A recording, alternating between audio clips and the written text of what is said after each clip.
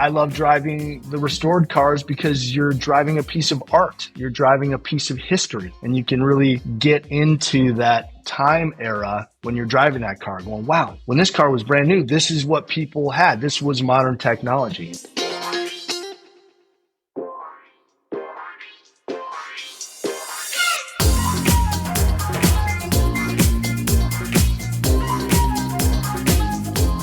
Hi, everybody.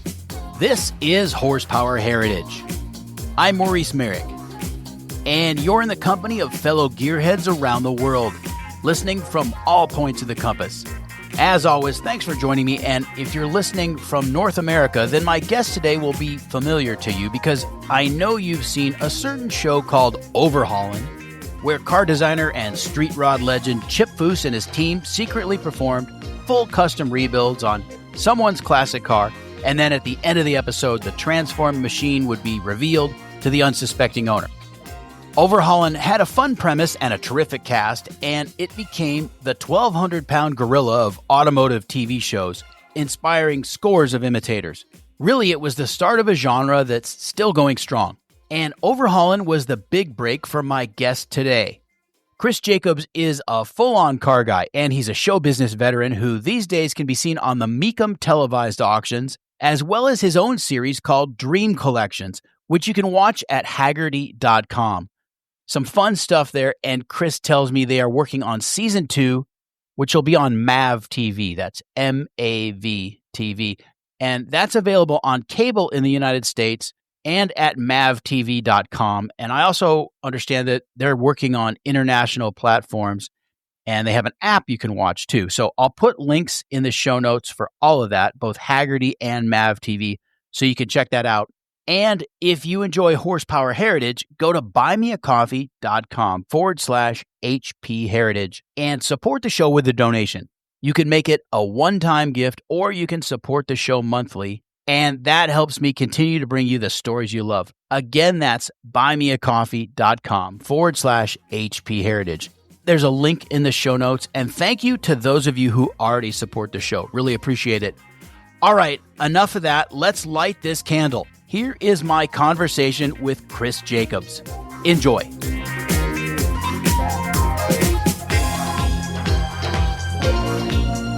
Good to see you, man. Long time no see. I think the last time we ran into each other was, actually it was at the start of the Pebble Beach Concours tour last August. Yeah. And that's always a fun event. Oh my God. I love it. I know you're a muscle car guy and a hot rod guy, but you really also appreciate the classic stuff, right? Absolutely, I do. You know, I'm almost as much of a Porsche-phile as I am a MoPar guy. It's like 1 and 1A. I have an 85 Targa, and it's the one car that I will never sell. Nice. I love Porsche. I love what they do. I love that it's all kind of really remained the same since the introduction of the 911. It has, the design really hasn't changed much. And then, you know, going even further back with the 356s and just, I love the history of Porsche, and I just love everything about it. Just speaks to me. Yeah, I'm with you. And I like that, the idea of the incremental change. They don't throw the book out every time and start over. They build on what they've already done. So that's always great. Yeah, and they're the masters of like special editions too. And all the all the Porsche collectors are just like, here are all my funds. Take them. I have to have an ST, you know, and I have to have a sport classic. So it's like whatever Porsche puts out, people just go crazy for. And I'm actually really lucky to be associated with Porsche Club of America. I've hosted their parade the last couple of years, and I'm going to be doing it again this year. And I've been a PCA member for 20 years. So it was kind of an easy partnership, and really proud to be associated with them. That's terrific. And speaking of hosting, I mean, you're such a multi-talented guy. I know you've done so much in the industry, and you've been able to blend your car passion with your career choices, and I think it's terrific. I know you're also a big Chicago Bears fan. You got to get that in there. But yeah, so I don't know where to start, man, but you're just so busy. It seems like you're on the road a lot every year. I mean, tell me about that. It's crazy. I mean, I'm and my wife and my young daughter are very very understanding and accommodating. They know that that's how I earn a living, and so it just comes along with my life. I'm probably on the road 150 days a year, which is a lot of time spent in hotels and airports and on airplanes. But it's what I do. I love it because I get to go to parts of the country that I normally would not go to. Especially when I was doing my family show called Long Lost Family, I would go to places that I would never go to normally. So that's a definite positive of traveling for work. But it is always great to come home. And my daughter's almost 3 now, and she's just getting more sophisticated every day. So when I am on the road for a week, she's like a different person when I come home. It's more sophisticated and she's more developed. So that's pretty cool to see. But yeah, you mentioned Monterey and Car Week. That's one of my favorite weeks of the year. That and SEMA are my two favorite weeks of the year. And one day she's going to come up there with me because I can tell she's already a little car person. She likes to go outside and bang on the garage door and say, "Car, car." She loves my Porsche. She loves to sit in it. But I've learned my lesson that after she's been in the Porsche, since it's an 85 and everything's analog, I have to go through the entire car and make sure everything is off because Right. she turned the lights on one time and I didn't notice, and I came out, a couple days later and the battery was dead. So I have to make sure that it's all copacetic. Little kids love to play with switches and dials and stuff. Yeah, Yeah, that's so funny. Um, Monterey is a great time, and it's always, for me at least, it's always a reunion. It becomes about all of the friends that I haven't seen through the year, and so it's always a fun time to catch up with everybody. And it's the best because the whole peninsula turns into a classic car show, and it's just amazing. And what's cool for me is hosting Mecum Auctions. I'm there for work doing the auction, but that's only a couple days. So the rest of the week, I'm there in association with Haggerty. I'm an ambassador for Haggerty, and so they bring me up there to attend events and do things for them. And so I'm very, very lucky to get to go there for work. I'd go there even if I wasn't going there for work, but to be able to go there for work is pretty special for me. And I consider myself very lucky to be able to do that. And my buddy Reed and I, who is my production partner, my business manager, we have figured out the key to Car Week and getting around the peninsula because the traffic is crazy. So if you're expecting to get from, let's say, the Quail back to Pebble Beach in under an hour on Saturday or Sunday, you're nuts, right? So we have some friends at a company called Vintage Electric Bikes, and they provide us bikes while we're there. And so we zip around the peninsula, and it's just, we cut the travel time down by like 75%. It's amazing. And so they're good friends of ours and very nice to provide us with transpo for Car Week on Monterey Peninsula. no, that's great. And it also means you can stop on a dime and check out whatever happens to come around the corner, or you see something parked and you want to take a look at it. Totally. Because parking is a huge issue on the peninsula every week. So yeah. Yeah, we just pull up on the sidewalk and leave them right there. Right. Just Perfect. go. Yeah. Yeah. No, that's Yeah. great. Well, Chris, I'm interested to know how all of this got started for you. I mean, there's really two things, right? Your car passion and being in show business. First of I don't know where to start, but maybe we start with the cars. Yeah. Well, first of all, I've always been a car guy. My dad and my brothers always had cool cars while I was growing up, and I always knew that I was into cars. I didn't really know a lot about them, but I would always like, you know, it draws your attention when you see a unique vehicle on the street, and still does to this day.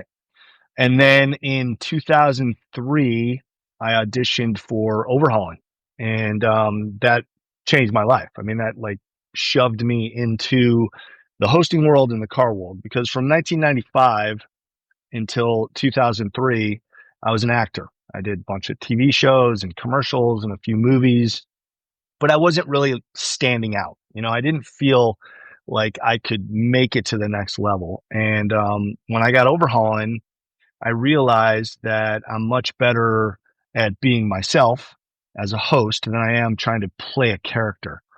So when I was hired, they wanted someone who could improvise. And so that's why they were bringing actors in to audition for the show. And so I did well in this little chemistry test I had with Courtney Hanson, who had already been cast on the show. And then I remember they had this card table, and they put a bunch of different car parts out on the card table, and they're like, okay, identify these parts. And luckily enough, I was like, that's a air cleaner, and that's a distributor cap, and that's a spark plug. And like 4 days later, they're like, you got the job. I was like, unbelievable. I had no idea who Chip Foose was.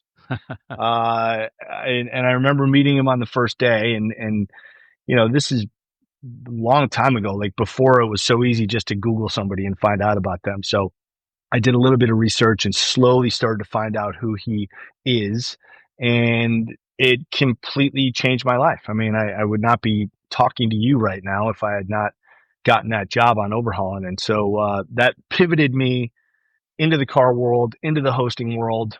And that was now 22 years ago. And I've just, never looked back. And I've hosted a little bit of everything. And you mentioned, just getting into entertainment in general. I knew from a very young age that I wanted to be in the world of Hollywood in whatever aspect it was going to be. And it just turns out that my niche that I found was hosting. And I'm particularly good at doing live events. I somehow was born without the fear gene. I have to still shove down that voice in my head that says, don't mess this up. Don't mess it up. You're not going to get another chance. But somehow I'm able just to get through on the one and only shot that I'm offered. And it's turned out pretty well. And just done a bunch of different things, from opening a sarcophagus live on the air in Egypt to watching Nick Wallenda on a tightrope go across the Grand Canyon, to so many other things, and of course all culminating in the car world with the auctions that I do, Mecum, and I hosted a different auction for 6 years also. So this is my 10th year hosting auctions, and that is like an unbelievable dream job, because I get to just walk around this massive facility with thousands of cars, pick one out and talk about it. And it's like, I would do it for free, but fortunately they pay me. So I'm able to earn a living doing it. No, that's terrific. You mentioned live events, and I have to share a story with you. At the Quail last summer, I was asked to do a stand-up. They were going to bring all of the cars over from the track, all of the racing cars from Laguna Seca. And you know how they do it every year. They kind of come in on the lawn and make a circle and then park on the road up above. So my job was to tell the crowd about the cars. And I know you can identify with this. When there's a delay with the audio, it really messes with your head. Oh, yeah. Yep. And this was my first time in that situation. And man, it was really difficult to get through that 5 minutes. That was the longest 5 minutes of my life. And at one point, Jim Farley, CEO of Ford, was there with his 427 Cobra. And I got so disoriented hearing myself on delay that I kind of like ran up to Jim and threw it to him. I asked him a question and stuck the mic in his face. And he kind of gave me like the 15 seconds I needed to recover.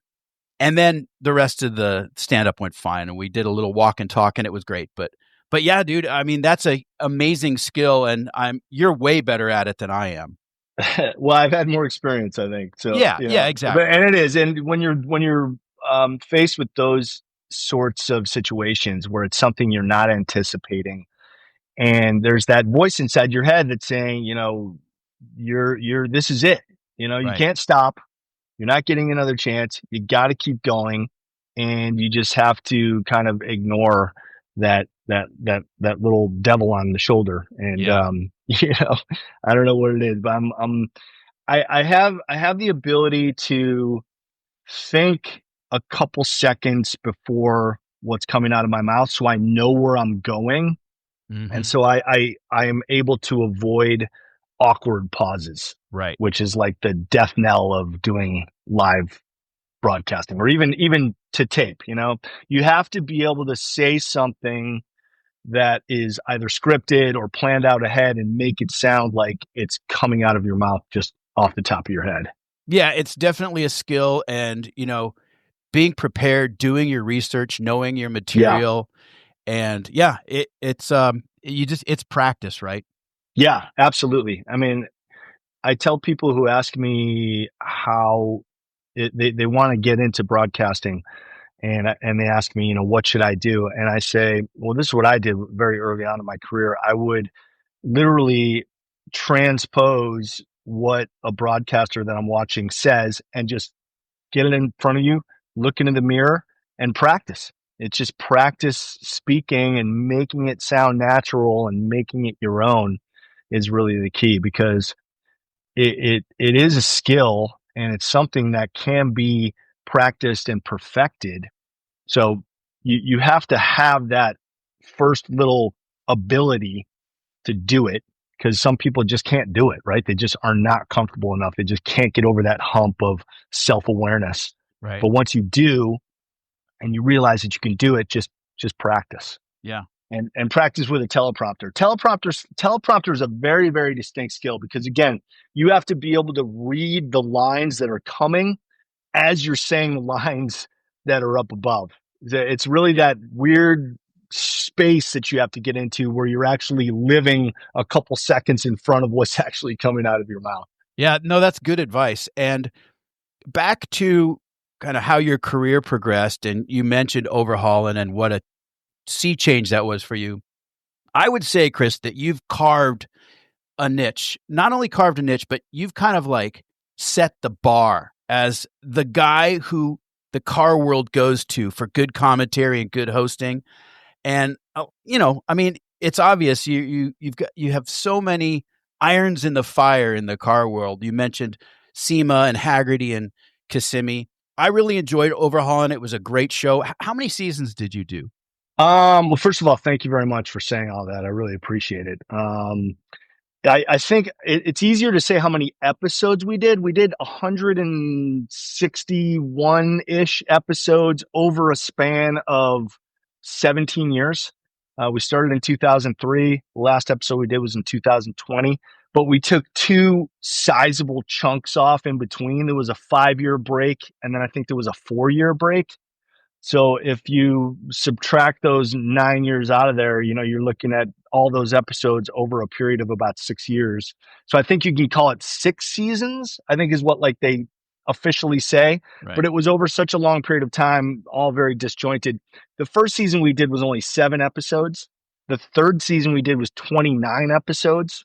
We were literally pumping out a new car every like 10 days or so. It was crazy. Like as soon as we finished an episode, which by the way did actually take 1 week. A lot of people ask me, did you guys actually do these cars in 1 week? For the first iteration of the show, we actually did it in 1 week. Later versions of the show, we took a little bit longer because Foos's schedule was so crazy. Yeah. But we would finish an episode, have like 1 or 2 days off, and then go right into the next episode. And we did 29 episodes in a year. And that was the pinnacle of Overhauling. Those were the best cars we produced. That was the height of the popularity of the show. And it was amazing. It was heady stuff. It's we'd go to SEMA and do a live build at SEMA, and the stands are just packed and people are going nuts, and they're so tuned in to everything going on the floor, the shop essentially. And it was so cool to be associated with that show. And to this day, even though we haven't made a new episode in 5 years, people come up to me, they're like, how do I get my car on the show? Because the episodes are so evergreen, they're so watchable that people think we're still making the show. And so just testament to its popularity. And Foos is just on another level of popularity. I mean, I'm at one spot, but Foos is like, 100 miles above me. I was just at Grand National Roadster Show over the weekend, and Foos designed the poster for the show. And what he did was he hand sketched every Amber winner since the beginning of the America's Most Beautiful Roadster Award. And these posters are just they're unbelievable. And the line was an hour wait to get Chip to sign these posters. And that is just testament to how popular he is. And he deserves every single ounce of that adulation and success, because he is, not only is he that talented, but he's so down to earth. He's one of the sweetest human beings I've ever met. And I'm so lucky to call him my friend and to be able to have worked with him for so long. The combination of talent and humility, I've never seen it in anybody else. Someone that talented usually can be a little standoffish or a little arrogant or whatever. He is the most down to earth person that I've ever met. And I love him for that. Man, I couldn't have said it better. He's a sweetheart and so patient, takes his time. I've had multiple little chats with Chip over the years, and yeah, I can't say enough about him. It really helps when somebody that talented is also a humble and good person.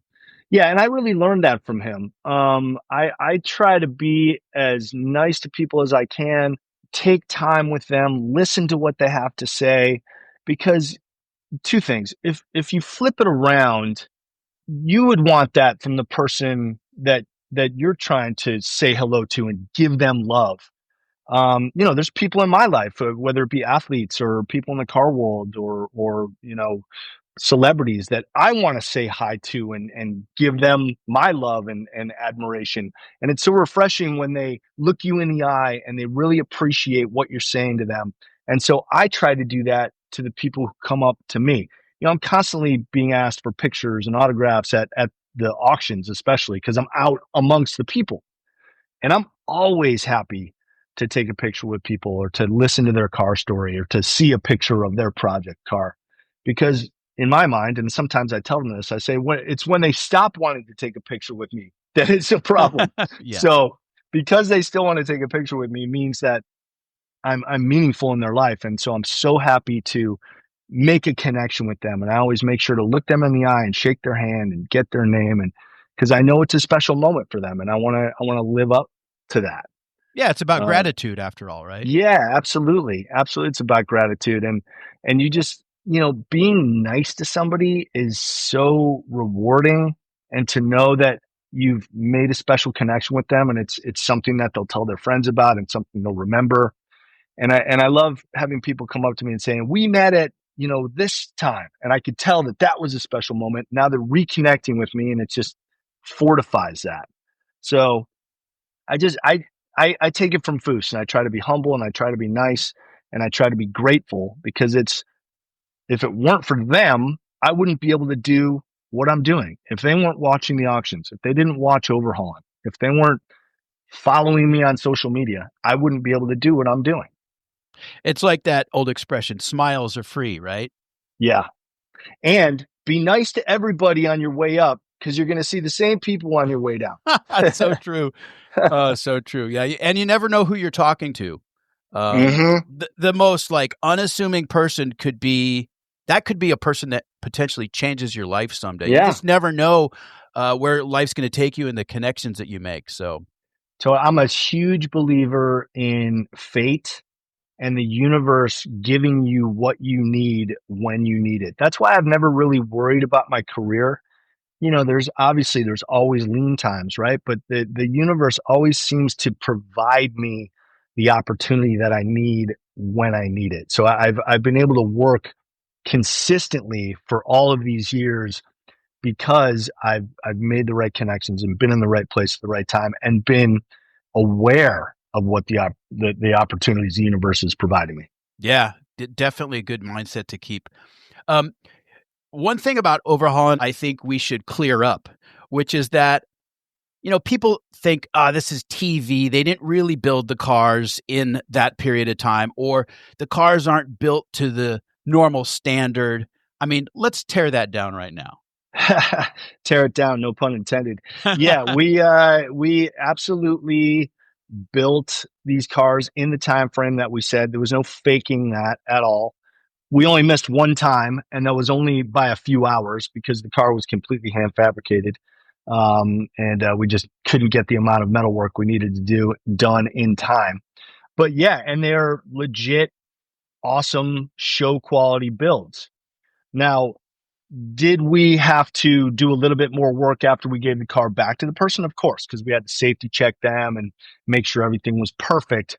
But when we did give the car back to the people, 99% of the time, they were functioning, running cars that were chock full of the best components that are available or were available at the time in the industry. You know, I mean, we broke it down to bare metal, cut out all the cancer. Foose did his thing on it, you know, all of his design changes and everything. They went on a brand new chassis, all brand new suspension parts and brakes and exhaust and fuel lines, and most of the time a brand new drivetrain. And of course, you know, Foose puts his signature paint job on it, all new glass and moldings and a top if it was a convertible. So it was a brand new car. And essentially, the DNA of the original body, or most of it, was left in the car. But yeah, I mean, they're top notch builds. Yeah, and it was always fun to see the segment of the show where it's Chip's vision for the car, right? The sketching, and there's sometimes a little bit of disagreement about like this or that, the paint job, you know, the wheels, the stance, and you guys kind of hash it out. And most of the time it's like Chip's like, listen, just trust me. You guys are like, I don't know, but it always worked out. And for your part, you were always kind of the setup guy, right? So you knock on somebody's door and you pretend to be a sheriff's deputy and you're saying, hey, I'm here about your stolen car, right? Yeah. I mean, most of the time I couldn't believe that they believed me. Right.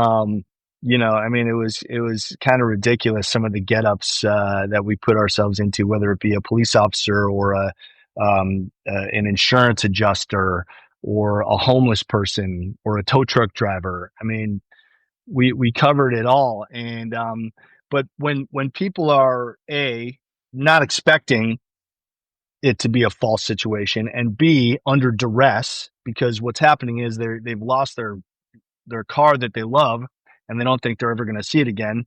So of course they're going to believe the person who is coming to them saying, I've got information about that and I'm either going to help you or I'm going to make your life hell or whatever it is.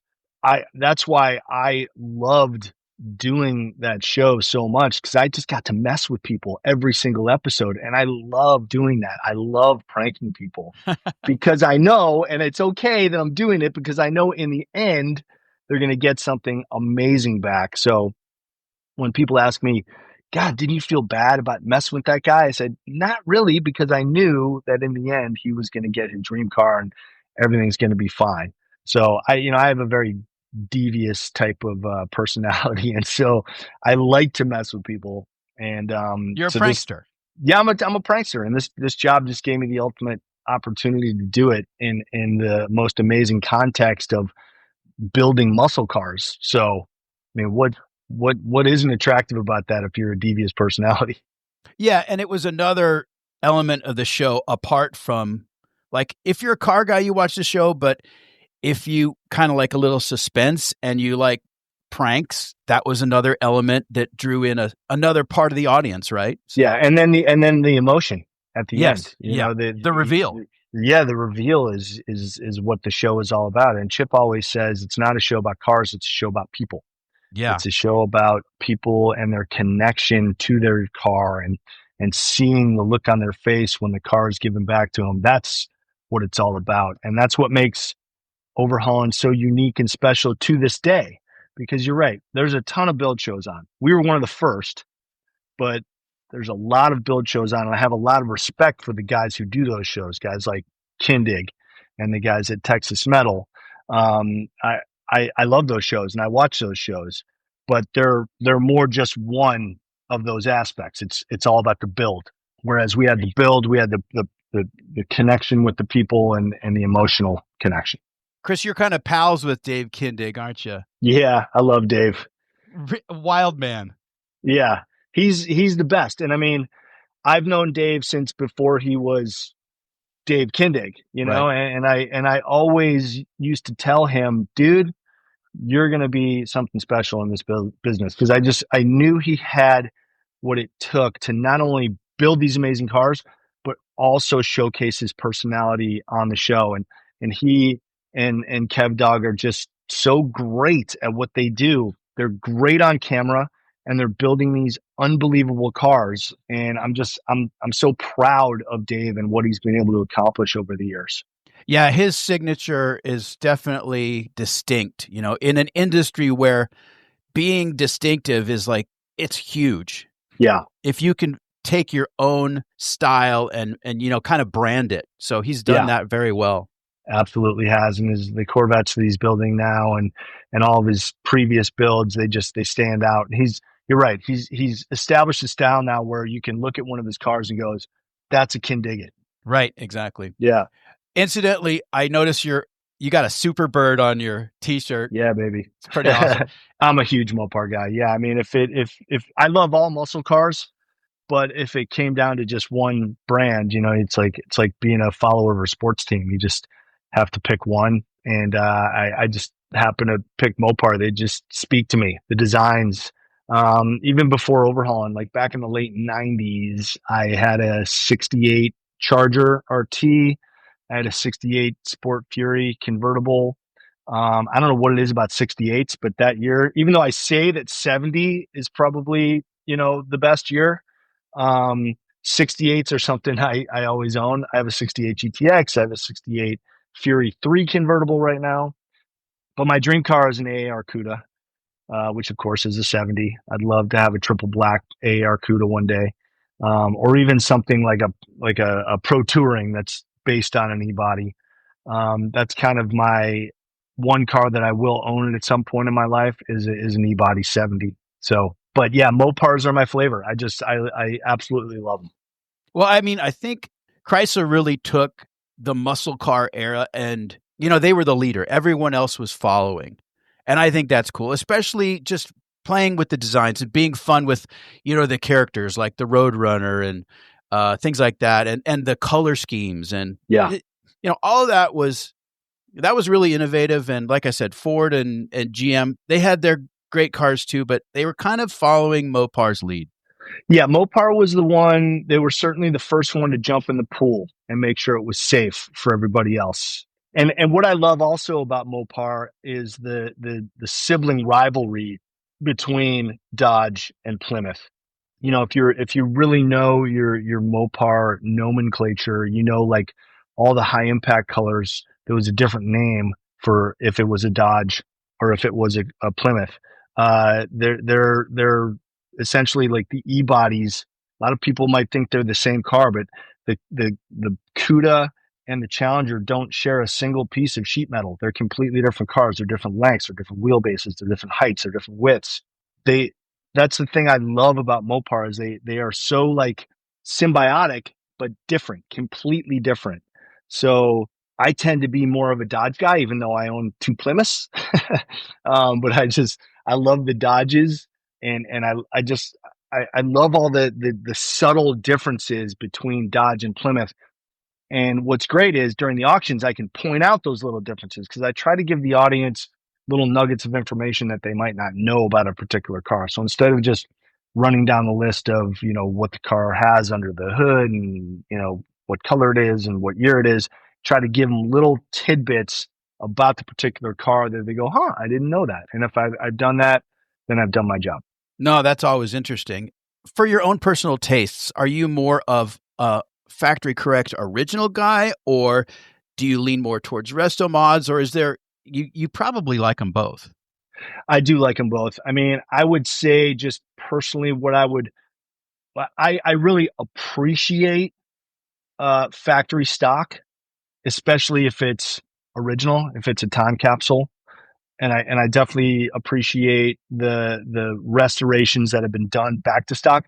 I grew up on a show called Dream Car Garage with Peter Clute. You might remember that show. That was kind of like the birth of my love of Mopar because those guys were Mopar fanatics and they were restoration fanatics, like down to the paint dabs and the chalk marks under the hood. I loved that stuff. And that really was the birth of my love of muscle cars. But personally speaking, like if I was going to acquire a car, like if budget were no issue, Pro Touring all the way. Like I want all the goodies. I want the upgraded drivetrain and the suspension, and the leather inside, and the Dakota digitals, and I want all that stuff because it's modern comfort.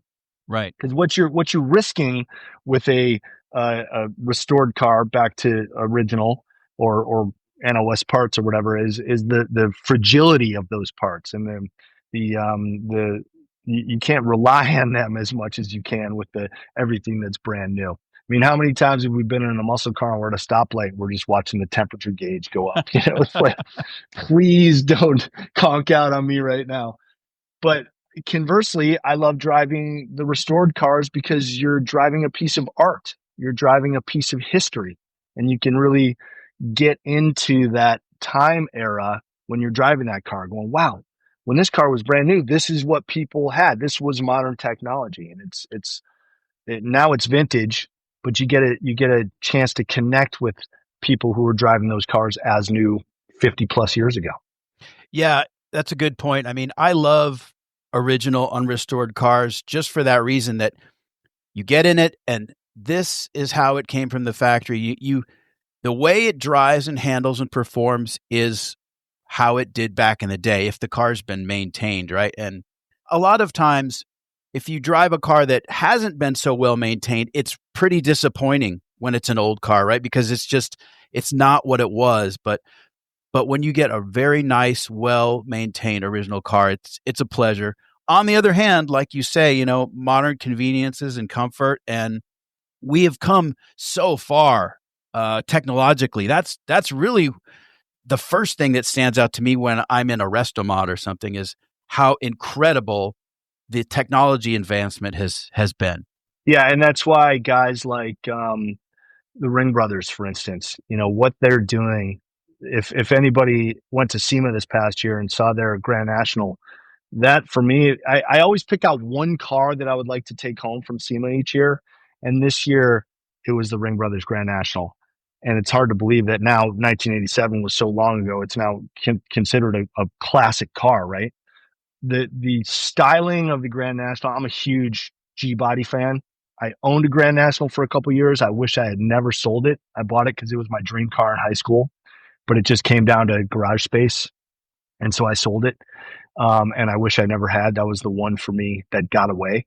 But what the Ring Brothers do with the modern comforts in the old school styling, they're at the absolute top of their game. I mean, they're such nice guys. I mean, talk about Chip Foose being down to earth. Yeah. Mike and Jim Ring are exactly the same way. They are so humble and so talented and so funny too. Like if you get a chance to like get those guys, and have a couple beers with them, they're hilarious. And I love those guys with all my heart. They are. And actually, Mike and Jim have been on the show. And also Ryan Fielding was on the show. Yeah. Ryan, he's a genius. I love that guy. And we talked a lot on that episode about that Grand National. And you said something that's so dead on, which is, and I'll just restate it, which is that they take the original car, but they just finesse it. Like the bumpers on those cars, because that was like, that era was where we had been transitioning into the impact bumper era. And so the plastics and the molds weren't quite right. The fit and finish were terrible. They were slapped together. The interiors were all the same across GM. All the actuators, all the dashes, the gauges, the air conditioning unit, that was all the same in all those cars. Yep. And it's kind of fun now because it's nostalgic, because it takes you back to like high school. Oh, totally. But what those guys do with it, they retain the feel of the original equipment, but they've upgraded it and customized it in these beautiful little creations. And it's just so perfect. And I love how they name their cars and the what's behind the names of their cars. For instance, the Camaro that they did, that they named Strode. Yeah. Because Michael Myers was never going to be able to catch this car, based on Laurie Strode from Halloween. Right. So there's just the little ironic touches that those guys put into their cars is so cool too. Yeah, the little cultural references. Yeah. Speaking of high school, I remember a buddy of mine in high school had, I want to say it was an 85 or 86 Olds Cutlass. And he had inherited it, I think, from his grandma. So it was kind of a nondescript beige with that beige velour interior. Yeah. But he was so proud of that car. And I remember one of the first things he did to modify it was, you remember the old door locks where you pull the knob up and down? Yeah. That's how you lock the door, right? Right. Exactly. Yeah. Yeah. Well, you'd push the stem down, and then you'd hold the handle up while you closed it, and Right. that would lock the car. Yeah. Exactly. Yeah. So those stems, he unscrewed the factory GM stems and he put in custom Playboy stems with the Playboy bunny on it.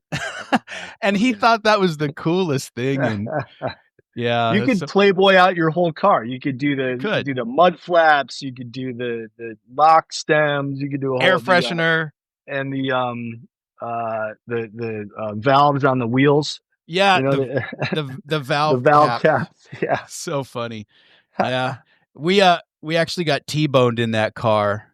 He turned in front of a car that he didn't see coming and T-boned it on my side of the car, and it was totaled. So, oh man, yeah, wow. Well, that's good. Good thing it was a steel car. Oh, it was a heavy duty car for sure. Like, but it was just at that point it wasn't worth repairing, you know. So they totaled it out. No, but exactly. yeah, I'll never forget that though.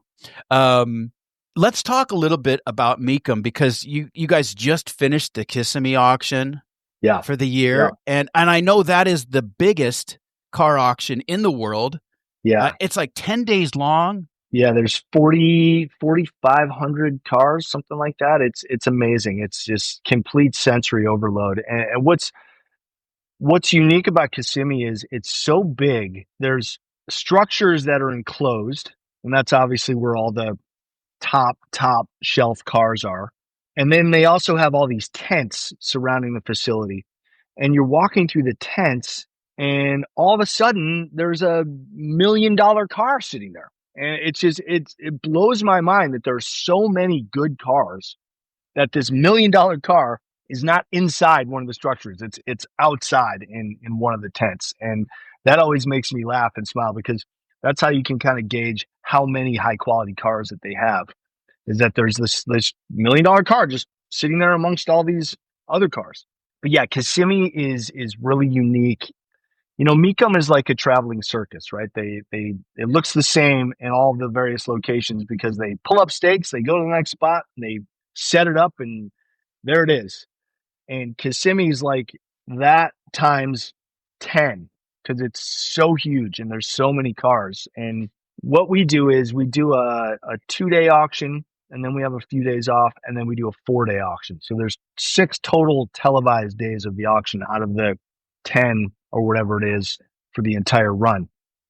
And it's so interesting, and there's so many cool things to see that on my 3 days off, I go to the auction just to walk around and check stuff out. To do a little bit of research on the cars that I'm going to be talking about going across the block on the televised days, but also just to see everything there is to see, because you cannot see it in just a few days. You have to spend multiple days there to see everything. And so as I said earlier, I mean, it's an absolute dream job for me. I could not be more thankful to do what I do, to get to just be amongst these cars that are all at the top level because they're about to go across the auction block, and pick one out and call the truck and say, hey, I want to do this one. And they go, okay, that one works. We're going to send a camera to you. Boom, we're coming to you. I talk for a minute, 2 minutes, and send it back. And I mean, that's my job, and it's incredible. I get to go up on the block when I want to talk about a particular car that's going across. My coworkers are guys that I really genuinely like and call my friends. And rest in peace, the professor, John Cramen, who we unfortunately lost a few weeks ago during the Kissimmee auction, actually. He passed away from leukemia, and I don't think he realized he had it as bad as he did when they caught it. He was having some other health issues that they put him through some tests for, and they discovered it. He actually did go through a round of chemotherapy, but unfortunately it was too far advanced, and it claimed his life. And that leaves a huge, huge void in the Mecum family because he is so closely associated with the broadcast. He was there from the beginning. He was a Mecum employee before it became a television show. And another one of those guys who is so talented and so humble. We're really, really going to miss John Cramen. I'm glad you mentioned John. He was an institution, really. And like you said, so talented. The hours and hours he would spend on a televised broadcast and just not miss a beat. Yeah. I mean, I filled in for Scott Hoke one time during our Dallas auction last year. His daughter was getting married, so I took his chair, and it's a grind. Those two guys, John and Scott, what they do is takes a lot of stamina because you're essentially on live television for 6 hours straight without stopping. And so I got a new appreciation of what Scott does. And then I filled in for a couple segments at Kissimmee in John's chair. And same thing. I mean, you really get a new appreciation for how knowledgeable he was, how efficient he was, and the stamina that he had to be able to do it day after day after day. And like you said, never miss a beat. Amen. We're going to miss him. And also, the televised Mecum auctions, I think, also changed the industry. First of all, it became instantly popular. I think that it expanded the industry. It brought more players to the table, and I think it also made for a lot more on the restoration side and the aftermarket side of the business. I think it all is so interconnected, but the televised Mecum auctions, that was one real key factor in the last 15 years or so in all of this. Yeah, I mean, it gave the hobby a voice, essentially. This is what we're talking about. This is why we do what we do. Look at how cool these cars are. It's now televised for everybody to see, and it was appointment television for guys like you and me. And I'm so glad that it happens, and there's other auctions too. So you really get kind of year-round coverage. Mecum does 10 a year. So we're basically doing about once a month, bringing this programming to the fandom of collector cars, and I'm just so grateful to be associated with it and to be the guy who brings the programming to the audience. And I'm doing it as one of the viewers, essentially. I'm trying to give the viewers what I would want to see if I was out there on my couch. And actually, you talked a little bit about this a few minutes ago, but how much latitude do you have during the televised segments? I mean, in other words, how tight is the production, or do you have a lot of creative control? Well, it depends on basically what's happening in the moment. So the car that I'm going to preview, we have to time it out so that car is going to make the air window, because obviously we have to take commercial breaks. So once the car is lined up to be on the air, I pretty much have complete creative freedom as to what I want to say about the cars that I want to talk about in particular. I always try to pick out cars that are unique or have a unique history to them or some unique feature that I can showcase in my preview. I'm not a Corvette guy, but I love especially C1 and C2 Corvettes. I know a lot about them. I know the different distinctions from year to year, basically from 1953 to 1967 and even beyond, but especially the C1 and C2 Corvettes. There is not a single model year that's exactly the same. There are little tiny differences between each year of the Corvette. And if you know what you're looking for, you can spot what year a Corvette is by those little indicators. And they're all over the cars. So I like to point out, this is how you can tell this year, and this is how you can tell this year. And hopefully there's people out in the audience that go, oh, I didn't realize that about a 66 Corvette, So I love previewing Corvettes, especially C1s and C2s, because I can point out those little differences in the cars. As a matter of fact, there was a black 57 Fuelie at the auction. That was the big break car? Yes. Yeah, it went for $750, something like that. Yeah, something just like that. Because they were so rare. And man, and what a beautiful car in person. I mean, that car just like had this magnetism. It just drew you to it. It was so beautifully set up. The stance and the restoration of that car was unbelievable. And then obviously the rarity by being a big break Fuelie, just an incredible car. Yeah, that 57 was amazing. Yeah, and I think that was like the whole 9 yards, right? Bloomington Gold. Yeah. In other words, the NCRS certification. winner. Yep. The Right. certification, the paperwork behind that car. I think it had documented ownership history. It was just a spectacular car. And there were 450 Corvettes or something that went through, which is 10% of the auction Amazing. overall. Yeah, there was just some incredible cars and some incredible high dollar Corvettes. There was an L89. There was, I think, two L88s that went through. Um, just yeah, I mean, it was one after another. It was really incredible. And again, I'm not a Corvette guy, but I know a lot about Corvettes and I understand the uniqueness of the Corvettes. And You so appreciate it it. was. I appreciate Corvettes very, very much. Yeah. Yeah. It's funny because with so many amazing cars around you all day long, it's easy to get a little bit jaded.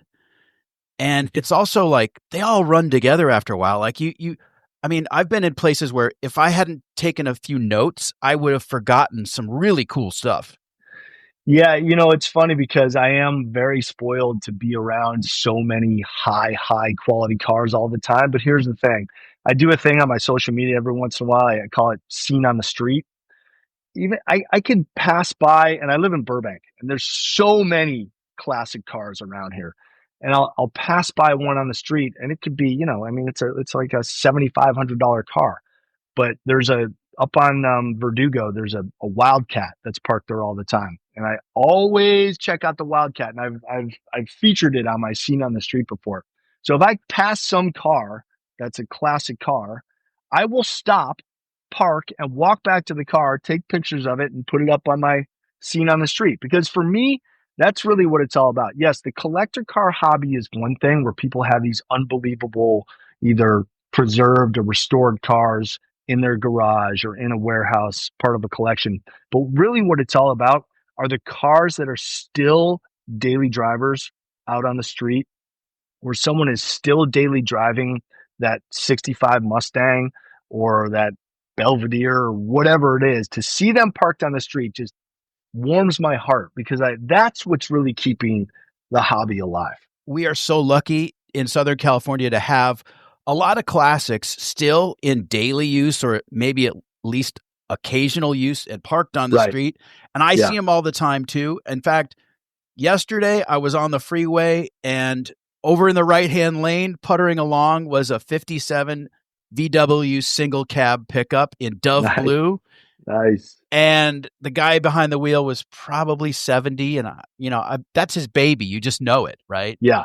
Yeah. And it's great to see him out. Yeah. It's really cool. And that's why I love it so much, because that car is as important to that person as someone who has, a $1 million exotic or exactly. Right.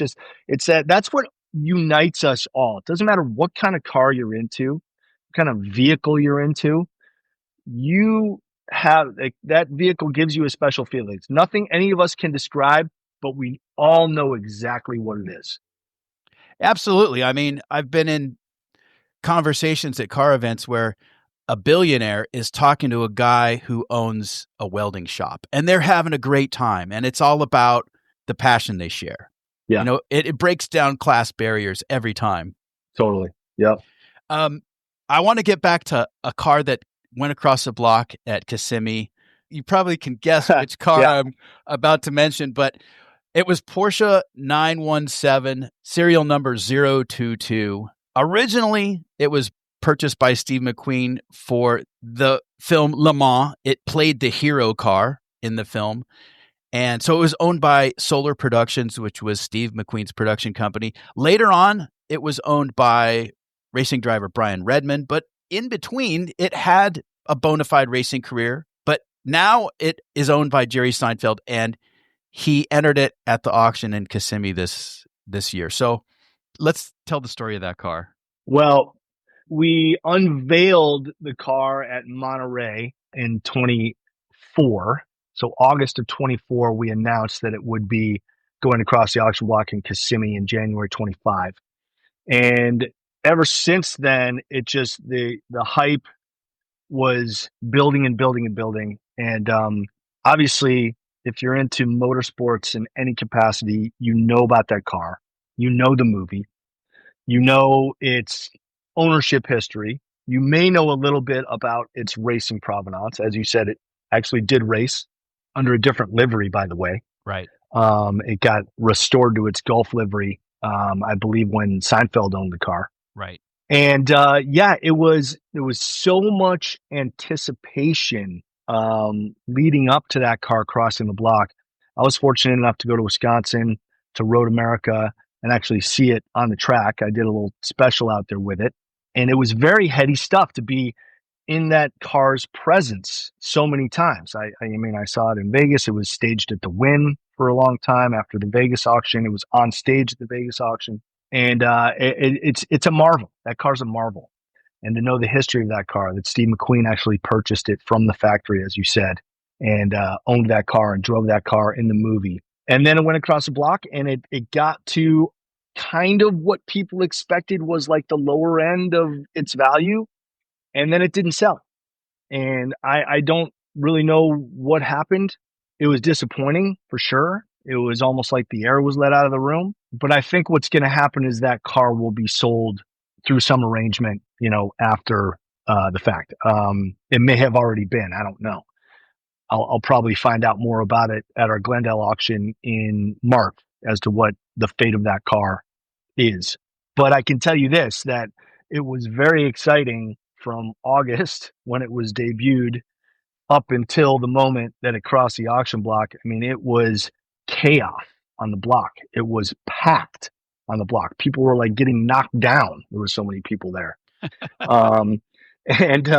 So yeah, the excitement was real, and it's all testament, I think, to the history of that car, what that car is, and its celebrity connections and its racing connections. So, who knows? There's a very small handful of people who could own that car. You know what I'm saying? You got to have the means.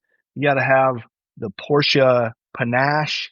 It's not just a car for any collection. That car belongs in a very special collection. I'm buddies with Bruce Canepa. He's got one. Right. He'll never sell that car. He freaking loves that car. He races it in the vintage races. It's incredible. Does. I asked him, I go, Bruce, what are you doing? He goes, what happens if, something happens to the car? He goes, we'll fix it. Yeah, I mean, Bruce is. He's so casual about everything. He's got an awesome set of tools. Oh, God. Yeah, he does. He has the ultimate set of tools. There it is. That's the line. Yeah, so the Seinfeld 917 was a no sale at 25 million big ones. But I have to say, you guys did an amazing promotional video on that car. That was, the production values were top notch. It was really fun to watch. Yes, it didn't sell, but it also created an amazing buzz for Mecum and the Kissimmee auction. So, I mean, I think it did its job in a lot of ways. Yeah, I do too. It certainly got the attention it deserved. And hey, I mean, who knows? It probably will sell, like I said, after the fact, and we'll report on it then. But it definitely garnered the attention that it deserved, and certainly made for a very, very exciting moment on the block when it went across. Yeah. So now Bruce Canepa, a major Porsche restorer and expert.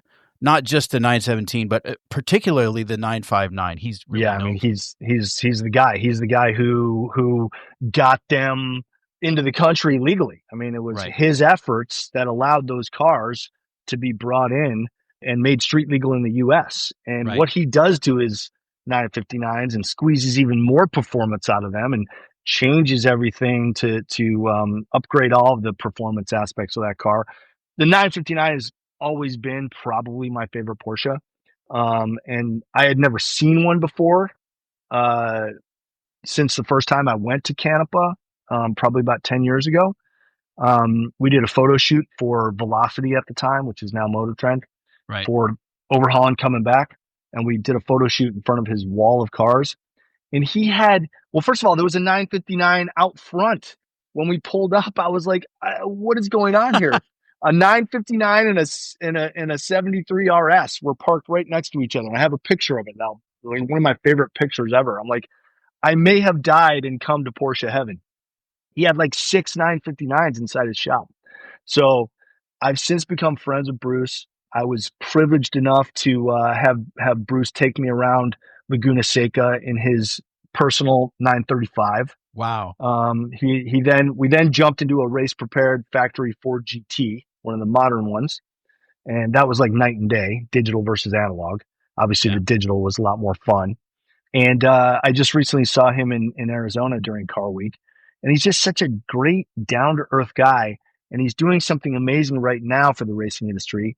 He and a group of others have taken over the Laguna Seca racetrack and are bringing it up to the standard of a racetrack that it deserves to be. And so I'm so stoked about that. Yeah, really, that's great news because, we all love the track, those of us who go regularly, but it's not competitive in more ways than one right now. I don't mean the racing. I'm talking about everything else, the infrastructure and the concessions and everything. I mean, love Laguna Seca, but it was very tired. Yeah. Thank you. That's exactly right. So, yeah, that's really good news.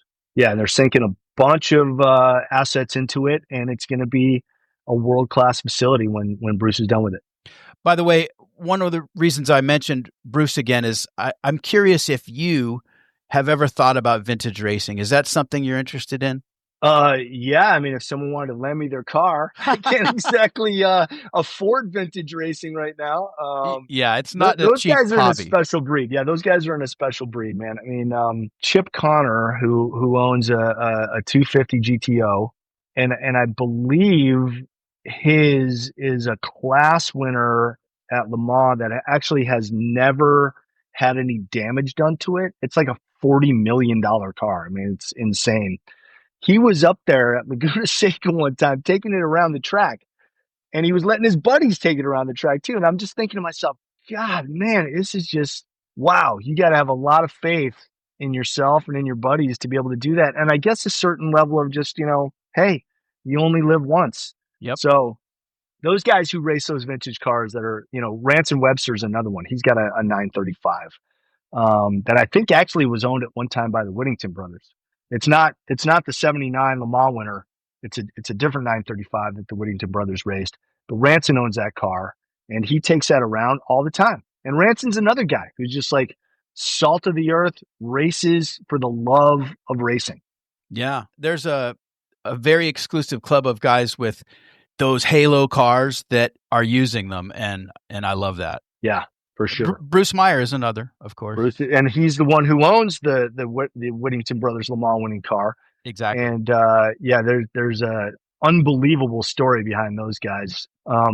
John Ficarra has become a buddy of mine. He was actually the historian at Canepa Motorsports, and on Van Wiki, he tells an amazing story about that 79 Le Mans race and the Whittington brothers and how they came to get the seat. And it's, if you don't know the story, you want to check out a great telling of it, go to Van Wiki and Google Whittington brothers, and you'll find John Ficarra's story about it. Oh, I'll definitely check that out. I love what Van Wiki's doing, man. They have some great stuff.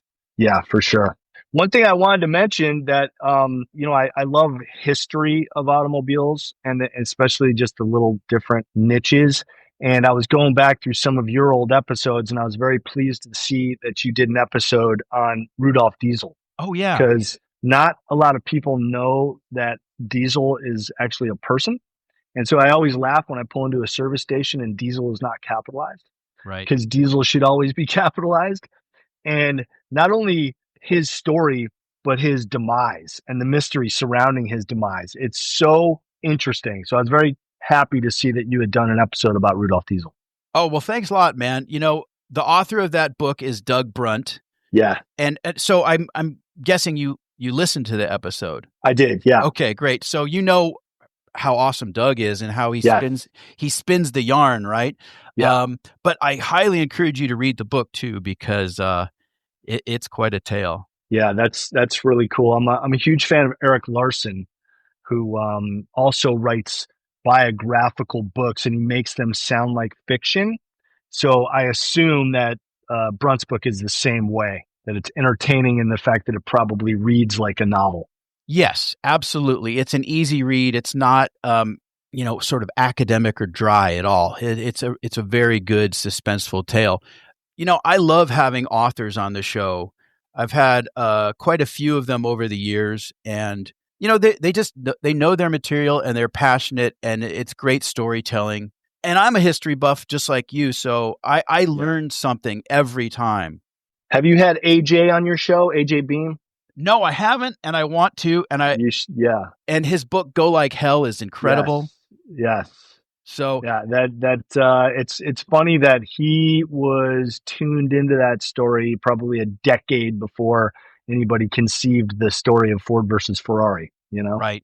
And if people want to see the real story, because Ford versus Ferrari takes a lot of kind of dramatic liberties with the story.